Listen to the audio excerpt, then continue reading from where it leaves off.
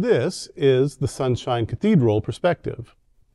Did the Pope just call out American conservatives and evangelicals as hypocrites over LGBTQ? The Queer God Squad has been closely following the growing civil war in the worldwide Catholic Church over LGBTQ+ issues. This December, the Pontiff issued a landmark document authorizing priests to offer blessings to individuals in same-sex relationships, just part of a broader effort by the Pope to more fully embrace a change in the Church over homosexuals. Significant conservative voices inside and outside the Church are in open rebellion, especially in America and Africa.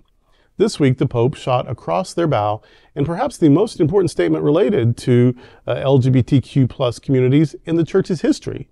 In an interview in the Italian magazine Credere, he said conservatives, radicals, and evangelicals in the United States and elsewhere are ideological groups, and they were demonstrating hypocrisy, end quote. The words have become the #1 most viewed faith news story in the world in the last 12 months. The Vatican did not shy away from the Pope's LGBTQ+ embrace, widely sharing his words, his cover on the magazine and article on all Catholic websites and official papal social media. It seems he has declared war in defense of the LGBTQ+ community. In the interview, there was no misunderstanding his intent when he said, "No one is scandalized if I give a blessing to an entrepreneur who perhaps exploits people, and that is a most serious sin, whereas they are scandalized if I give it to a homosexual. This is hypocrisy. We all have to respect each other, everyone." The 87-year-old pontiff made the central theme of the interview and article a welcome to the LGBTQ+ community. In December, Francis had another interview where he began to set up this week's comments. He said, "The Lord blesses everyone. And in most cases, when you don't accept a decision, it's because you don't understand." A coalition has formed against the Pope inside and outside the Church, mostly from American evangelicals and also in Africa. Several thousand cardinals, bishops, and lay people signed a letter saying, "We do not consider it appropriate same-sex union blessings would be in direct contradiction to the cultural ethos of Africa communities and would cause confusion, and any acceptance would be a sin." The Pope did acknowledge he made a distinction between blessing the union and blessing the persons in the couple. Francis said in this week's landmark interview, "I don't bless a same-sex marriage. I bless two people who love each other, and I also ask them to pray for me. Always in confession, when these situations come, homosexual people, remarried people, I always pray and bless. Blessings should not be denied to anyone." Even his comments about Catholic leadership drew attention when he suggested that leaders do not understand the marginalization that may exist in communities like the LGBTQ+ community. He said, "We clerics sometimes live in comfort and need to better understand the work, the suffering of people." The growing anti-LGBTQ+ voice in the Catholic Church characterized their rejection of the Pope's blessing as wrong because homosexuality is a, quote, sin, using the Pope's previous language. The Pontiff specifically addresses this issue by saying, "It is not the first time that I speak of homosexuality and of homosexual persons. And I wanted to clarify that it is not a crime in order to stress that criminalization is neither good nor just. When I said it is a sin, I was simply referring to Catholic moral teaching, which says that every sexual act outside of marriage is a sin. Of course, one must consider the circumstances which may decrease or eliminate fault. As you can see, I was repeating something in general.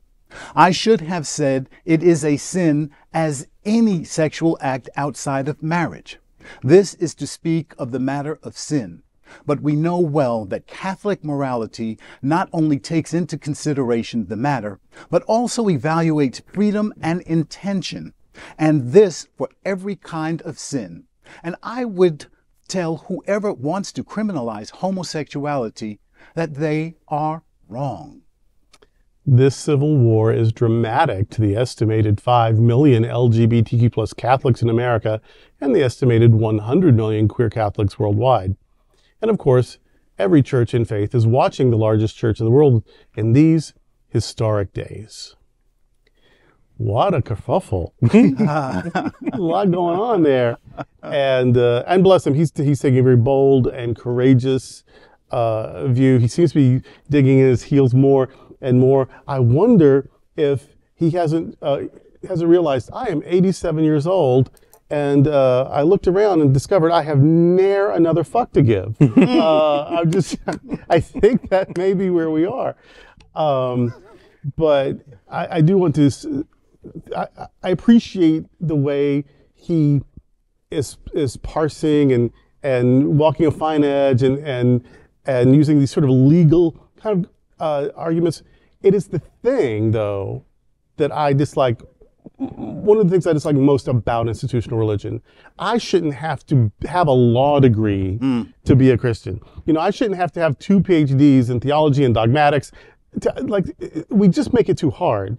I think Jesus was part of Jesus's genius was, what do I have to do? Love God and love people. Let's have lunch. I mean, it was just like, what does love look like? It looks like feeding hungry people. And, you know, so Jesus made it easy and we make it hard. That there are these big arguments and debates and we've got to find the rule and the thing in the tradition and the thing in the creed and the thing in the Bible. And you need all of that to be nice to people. You need all of that not to be a jerk. So that does bother me a little bit. When he says he prays for the people, that he's not blessing a marriage, he's praying for the people. He modeled that the day he was elected. He came out onto the balcony, not a mitre, not a staff. He came onto the mitre, just wearing his little regular clothes. And before he gave a blessing to the crowd, he said, before the bishop prays for you, I want you to pray for the bishop. And he added, and if you don't pray, then please wish me well. That's how he started his pontificate. So I believe him when he says, in confession, I bless and I ask them to pray for me too. That's a very pastoral. And so I believe him when he says that. And he is correct in Catholic moral teaching, sex outside of marriage is wrong. I take issue with their definition of marriage. You can't deny marriage and then condemn people for what they do outside of the marriage that you wouldn't let them have. So and what marriage is. Marriage isn't that an institution said you could get married. It's not the state, it's not the county, it's not the church. It's not some online made up thing. Marriage is a covenant. If you and your partner have made promises to each other that you endeavor to keep, guess what? That's a marriage. And just because some guy in a dress and a pectoral cross didn't say some words in front of you, that doesn't mean it's not a marriage. Just because some county clerk didn't write a thing and put it in a drawer, that is, if you are in a covenantal relationship, that is the definition of marriage. And so, and about this, blessing these people, well, that could give people the idea that we agree with it. Well, some Catholics do. How about that? And a lot of people do. But also, Jesus said, bless those that curse you. If Jesus is blessing people who are actively cruel to you, you can't bless people who love each other. If Jesus is saying, bless your enemies, bless the people who hurt you, bless the people who are mean to you, bless the people who wish you ill, you can't bless 2 women who are already living together and not hurting anybody. So this whole argument is driven by control, by power, by homophobia, by how I get to benefit by other people being marginalized. This has nothing to do with Jesus. This has nothing to do with sin. Love is love. And I think at heart, everybody really knows that. I think, I'm sitting here trying to add it up real quick. I think this is out of my 3rd or 4th pope that in my lifetime, maybe 5. 5th. This is the 5th pope. Okay, so 5th pope in my lifetime. And what I want to say about this pope is that we've seen something with this pope that no one else has seen in quite some time. And you alluded to it. Think about how this pope came to be. One pope resigned and another pope stepped. So that has not been seen in history since way back. Way back when. And what I like about how this pope stepped on, and I love. This is almost on my repeat of every time I don't know what to watch, is a show, The Two Popes. Ah, yes. And, and Darrell alluded to the fact about how he starts off his pontifical, but he's on the balcony, and he also then let's pray for the previous pope, let's pray for me. I mean, he goes through this whole thing. And so I think what I love about him is his unique beginning. He didn't come onto the scene as any other kind of pope. And what I like about him is now the point of, I said it, now what are you going to do about it? I like that. You should say, no, he's 80-something years old.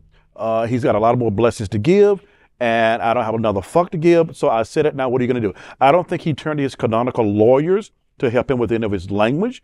I think he is a pastor speaking from his heart, and it's time that the church include more people.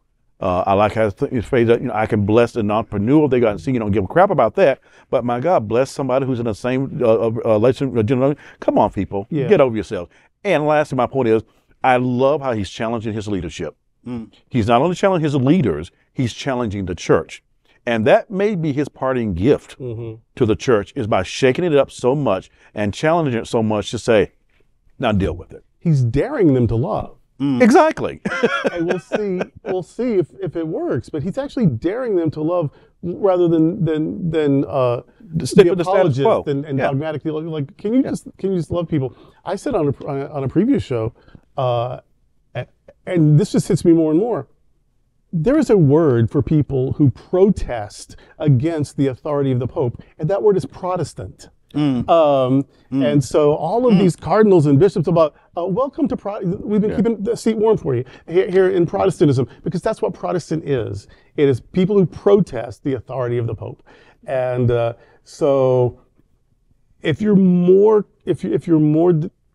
devoted to your prejudices than to the person who in your own theology God through you chose, then welcome to being a Protestant, because you just said, I know best. And most of the times I think I know best, but I'm Protestant. So those are the points that I was thinking about as you were talking. The Pope is supposed to be God's voice on earth. I mean, according to the church. Yeah. I love what you talked about, how he came into being and immediately said, please pray for me before I pray for you. As a priest, he has always been a priest. He got rid of most of the pomp and circumstance that revolves around being the Pope. He is, in my opinion, a Pope of the people. Now, there was an interesting thing where we're talking about the major groups that are going head to head with the Pope. American Catholic bishops and cardinals and African bishops and cardinals.